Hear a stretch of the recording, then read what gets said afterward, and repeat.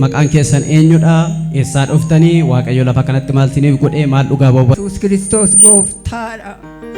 Waa baay'ee keessa darbeen utuun akkanaan fakkaanne utuun akkanatti nama fakkaadhee fuuldura keessan hin dhaabanne waan guddaa ulfaataa tokko waa ta'ee lafa kana dhufee bilisa ba'e akkan isa galateeffadhu dhaabadhee Waaqayyo godhee galata guddaa narraa qaba waan hin dhugaa ba'uuf baay'eedha. Yesuus Kiristoos gooftaadha. Hallelujaa. Inni du'aa kaasee inni maraatuu fayyisee inni du'aa boolla keessaa kaasee namaan qixxeessee kunoo fuula fuuldura keessan na dhaabee haa galatoomu. Nan dhukkubsadhe dhibee waggaa 16 dhukkubsadhe dooftorris amma kanatti deemee mana gargaaruu dide.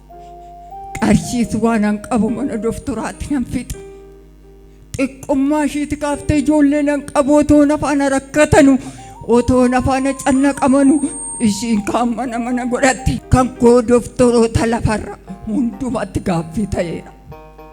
Egaa kan koo kanarraa dhuma dubbii waggaa kana yoona ji'a maskaramii keessan gara hospitaalaa na fidani.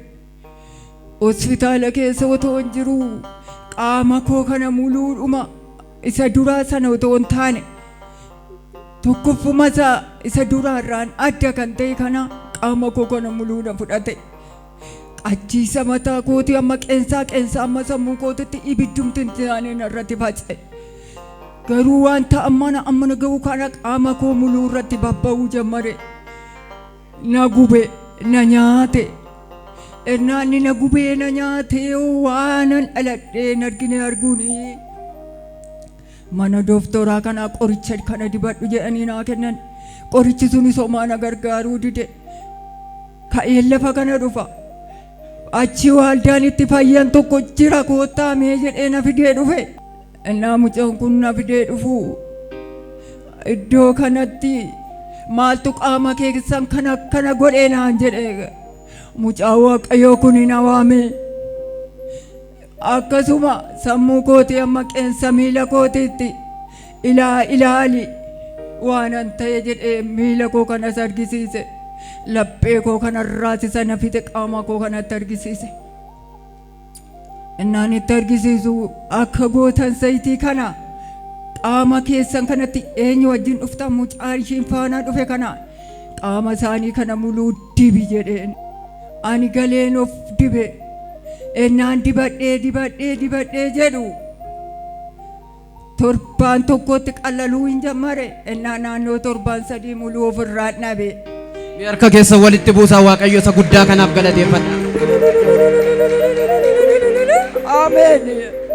Dhukkubni keessan kun dhukkubni dhiitooma yookaan mallattoon dhiitoo kun yeroo isin itti yaa'u mallattoon isaa maal ture? Iddoon garri gadii koo kun baay'eetti fooliyyuu qaba.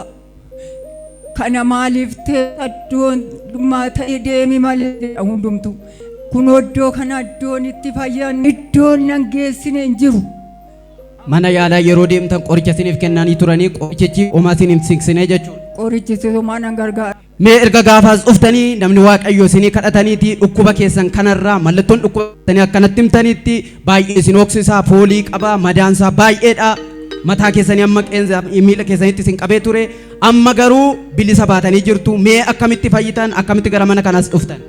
Fayyeetanan dhukkuba inni kun akkasumatti otoo dhibamuu agaachii as dhufe asuma dhufee muluu dhunkootiin dibadhee fayyee. Duraa taa'ee unkaan karra kana ba'uu kana hin dandeenye waggaa baay'ee deemee karaan kutuu baay'ee olii achuma taa'ee ija keessa laala waggaa amma kanaatti deemee karaan kunne hojjadhee nan nyaadhan jedhe bara baay'ee taa'ee ija namaaf harka namaa keessa otoon ilaalu Yesuus Kiristoos mootichi waaqaaf lafaa karaa garbicha mucaa isaati kana ana nama abdii kutee deemee nama biyya tokkee lamaanii dirreen cinnite gaa qabileen keessa jiru tokkee lamaan. Amma deemee naannoo qaqqabe miila kooti. Dhukkubni kun amma galatti isinirra hin jiru jechuudha. Dhukkubni kun walumaa galatti meerawoo kunoo tokkichi narra jiru fayyaa taanaan deemee karaa kutee iddoo kana qaqqabe. Harka keessan walitti buusaati galateeffadhaa Waaqayyootiin.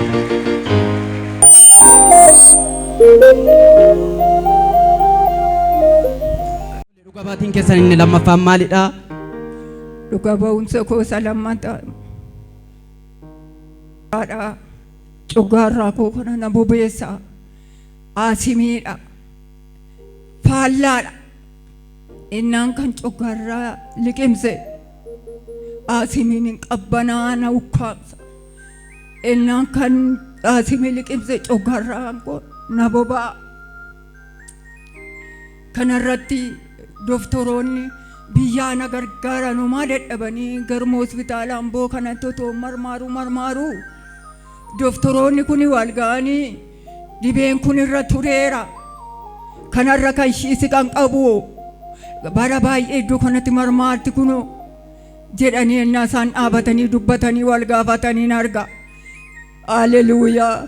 Ennaa isaan wal gaafatanii anillee homaa miti otoon arrafees riftiin dhabe malee abbaa koo kunoo doktoroonni calariin raajiin waan hundumtuu arguu dhabe doktoratti gaaffii ta'e ogeessota lafarraa hundatti gaaffii ta'eera dhibeen koo an kanaa mannaa otoon kanarraa boqodhee otoon jedhee yaadan taane keessa jiru gara lafa kanaa dhufe idda waggaa kanaati otoon mana doktorootaati jedhee kiniiniin liqimsine otoon mana doktoraati jedhee hin deemne hey haleluuyaa.